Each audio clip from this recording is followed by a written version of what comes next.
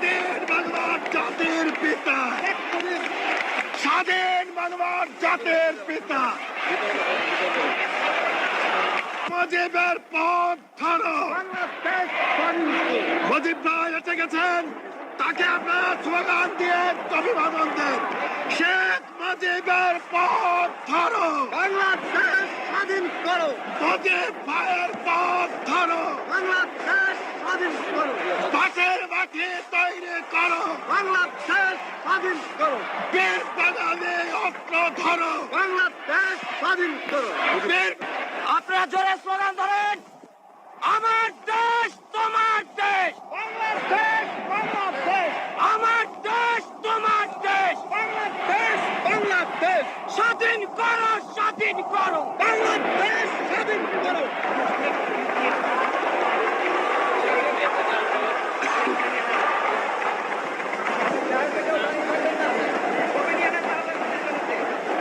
ভাইরা আমার, আজ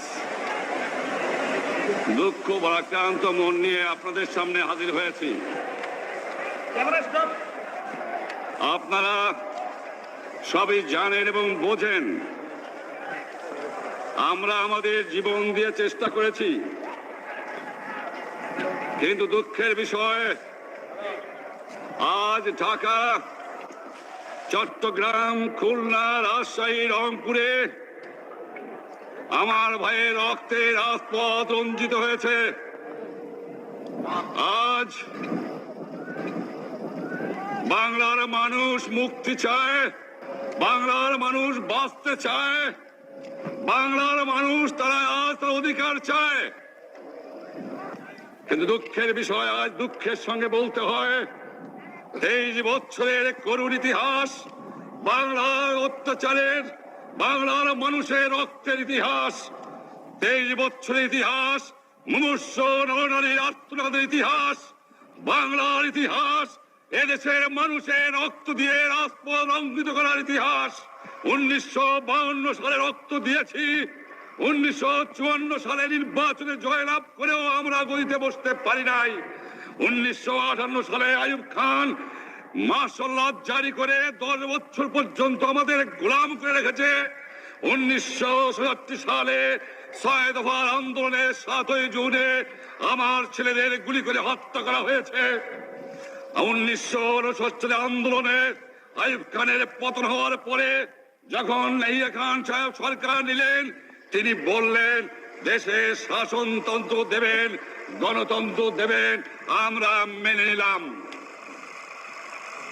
তারপরে অনেক ইতিহাস হয়ে গেল, নির্বাচন হলো।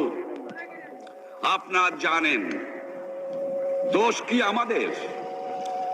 আজকে আমি প্রেসিডেন্ট ইয়াহিয়া খান সাহেবের সঙ্গে দেখা করেছি, আপনারা জানেন, আলাপ আলোচনা করেছি।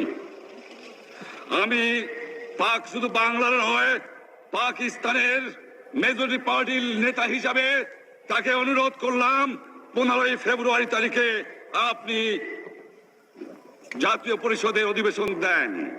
তিনি আমার কথা রাখলেন না, তিনি রাখলেন ভুট্টো সাহেবের কথা। তিনি বললেন প্রথম সপ্তাহে মাসে হবে, তিনি মানে নিলেন। আমরা বললাম ঠিক আছে, আমরা অ্যাসেম্বলিতে বসবো, আমরা আলোচনা করব। আমি বললাম বক্তৃতার মধ্যে, অ্যাসেম্বলির মধ্যে আলোচনা করব। এমনকি আমি এ পর্যন্ত বললাম যদি কেউ ন্যায্য কথা বলে, আমরা সংখ্যায় বেশি হলেও একজন যদিও সে হয়, তার ন্যায্য কথা আমরা মেনে নেব। আসুন বসি, আমরা আলাপ করে শাসনতন্ত্র তৈরি করি। তিনি বললেন পশ্চিম পাকিস্তানের মেম্বাররা যদি এখানে আসে তাহলে কসাইখানা হবে অ্যাসেম্বলি।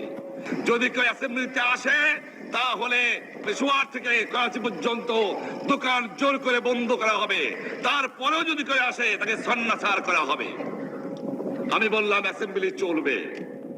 তারপরে হঠাৎ 1 তারিখে অ্যাসেম্বলি বন্ধ করে দেওয়া হলো। কি পেলাম আমরা? আমার পয়সা দিয়ে অস্ত্র কিনেছি বহিঃশত্রু আক্রমণ থেকে দেশকে রক্ষা করার জন্য। আজ সেই অস্ত্র ব্যবহার হচ্ছে আমার দেশের গরিব দুঃখী নিরস্ত্র মানুষের বিরুদ্ধে। তার বুকের উপরে হচ্ছে গুলি, আমরা পাকিস্তানের সংখ্যাগুরু আমরা বাঙালিরা যখনই ক্ষমতায় যাওয়ার চেষ্টা করেছি, যখনই এদেশের মালিক হবার চেষ্টা করেছি, তখনই তারা আমাদের উপর ঝাঁপিয়ে পড়েছেন। তারা আমাদের ভাই। আমি বলেছি তাদের কাছে এই কথা যে আপনারা কেন আপনার ভাইয়ের বুকে গুলি মারবেন? আপনাদের রাখা হয়েছে যদি বহিঃশত্রু আক্রমণ করে তার থেকে দেশকে রক্ষা করার জন্য। তারপরে উনি বললেন যে আমার নামে বলেছেন, আমি নাকি বলে স্বীকার করেছি যে 10 তারিখে রাউন্ড টেবল কনফারেন্স হবে। আমি উনাকে একথা বলে দেবার চাই, আমি তাকে তা বলি নাই। টেলিফোনে আমার সঙ্গে তার কথা হয়। তাকে আমি বলেছিলাম, জনাব ইয়াহিয়া খান সাহেব, আপনি পাকিস্তানের প্রেসিডেন্ট, দেখে যান, ঢাকায় আসেন কিভাবে আমার গরিবের উপরে, আমার বাংলার মানুষের বুকের উপরে গুলি করা হয়েছে, কি করে আমার মায়ের কোল খালি করা হয়েছে, কি করে মানুষকে হত্যা করা হয়েছে।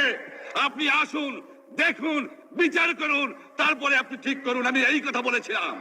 হঠাৎ আমার সঙ্গে পরামর্শ না করে বা আমাদের সঙ্গে আলোচনা না করে 5 ঘন্টা গোপনে বৈঠক করে যে বক্তৃতা তিনি করেছেন এবং যে বক্তৃতা করে অ্যাসেম্বলি করেছেন, সমস্ত দোষ তিনি আমার উপরে দিয়েছেন, বাংলার মানুষের উপরে দিয়েছেন।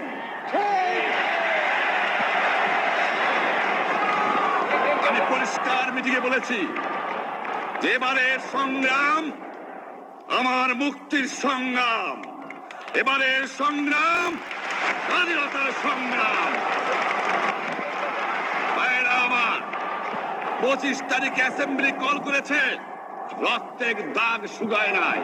আমি 10 তারিখে বলে দিয়েছি যে ওই শহীদের রক্তের উপর দিয়ে পাড়া দিয়ে আরটিসিতে মুজিবুর রহমান যোগদান করতে পারে না।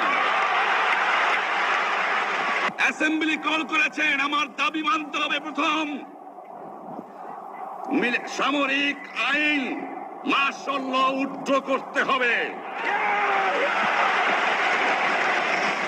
সমস্ত সামরিক বাহিনীর লোকদের ব্যারাকে ফেরত দিতে হবে। যেভাবে হত্যা করা হয়েছে তার তদন্ত করতে হবে। আর জনগণের প্রতিনিধির কাছে ক্ষমতা হস্তান্তর করতে হবে। তারপরে বিবেচনা করে দেখব আমরা অ্যাসেম্বলিতে বসতে পারবো কি পারবো না। এর পূর্বে অ্যাসেম্বলিতে বসার, আমরা অ্যাসেম্বলিতে বসতে আমরা পারি না। জনগণ সে অধিকার আমাকে দেয় নাই। ভাইরা আমার, তোমরা আমার উপর বিশ্বাস আছে? আমি প্রধানমন্ত্রিত্ব চাই না, আমরা দেশের মানুষের অধিকার চাই। আর যদি একটা গুলি চলে, আর যদি আমার লোকের উপর হত্যা করা হয়, তোমাদের উপর কাছে আমার অনুরোধ রইল, প্রত্যেক ঘরে ঘরে দুর্গ করে তোলো। তোমাদের যা কিছু আছে তাই নিয়ে শত্রুর মোকাবেলা করতে হবে এবং জীবনের তরে রাস্তাঘাট যা যা আছে সবকিছু আমি যদি হুকুম দেবার নাও পারি, তোমরা বন্ধ করে দেবে। তোমরা আমার ভাই, তোমরা ব্যারাকে থাকো, কেউ তোমাদের কিছু বলবে না। কিন্তু আর আমার বুকের পর গুলি চালাবার চেষ্টা করো না, ভালো হবে না। 7 কোটি মানুষকে তাবা রাখতে পারবো না। আমরা যখন মরতে শিখেছি তখন কেউ আমাদের দবাতে পারবে না। যে পর্যন্ত আমার এই দেশের মুক্তি না হবে, খাজনা ট্যাক্স বন্ধ করে দেওয়া হলো, কেউ দেবে না। তবে আমি অনুরোধ করছি, আপনারা আমাদের ভাই, আপনারা দেশকে একেবারে জাহান্নামে ধ্বংস করে দিয়েন না। জীবনে আর কোনোদিন আপনাদের মুখ দেখা দেখি হবে না। যদিও আমরা শান্তিপূর্ণভাবে আমাদের ফয়সালা করতে পারি, তাহলে অন্তপক্ষে ভাই ভাই হিসেবে বাস করার সম্ভাবনা আছে। সেই জন্য আপনাদের অনুরোধ করছি, আমার এই দেশে আপনারা মিলিটারি শাসন চালাবার চেষ্টা আর করবেন না। দ্বিতীয় কথা, প্রত্যেক গ্রামে, প্রত্যেক মহল্লায়, প্রত্যেক ইউনিয়নে, প্রত্যেক সাব ডিভিশনে আওয়ামী লীগের নেতৃত্বে সংগ্রাম পরিষদ গড়ে তোলো এবং তোমাদের যা কিছু আছে তাই নিয়ে প্রস্তুত থাকো। মনে রাখবা, রক্ত যখন দিয়েছি, রক্ত আরো দেব, এদেশের মানুষকে মুক্ত করে ছাড়বো ইনশাআল্লাহ। এবারে সংগ্রাম আমাদের মুক্তির সংগ্রাম, এবারে সংগ্রাম স্বাধীনতার সংগ্রাম। আপনারা আমার উপরে বিশ্বাস নিশ্চয়ই রাখেন, জীবনে আমার রক্তের বিনিময়েও আপনাদের সঙ্গে বেইমানি করি নাই। প্রধানমন্ত্রিত্ব দিয়ে আমাকে নিতে পারে নাই, ফাঁসি কাস্টে আসামি দিয়ে আমাকে নিতে পারে নাই। যে রক্ত দিয়ে আপনারা আমাকে একদিন জেলের থেকে বার করে নিয়ে এসেছিলেন, এই রেসকোর্স ময়দানে আমি বলেছিলাম আমার রক্ত দিয়ে আমি রক্তের ঋণ শোধ করবো, মনে আছে? আমি রক্ত দেওয়ার জন্য প্রস্তুত। আমাদের মিটিং এইখানেই শেষ। আসসালামু আলাইকুম। জয় বাংলা।